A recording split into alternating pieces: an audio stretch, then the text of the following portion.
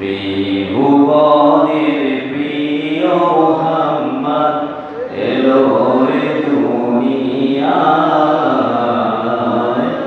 আয় রে সাগর আকাশ বাতাস দেখবি যদি আয়। আয় রে সাগর আকাশ বাতাস দেখবি যদি আয়। আলহামদুলিল্লাহ, আল্লাহ তাআলার কাছে অসংখ্য শুকরিয়া আদায় করি।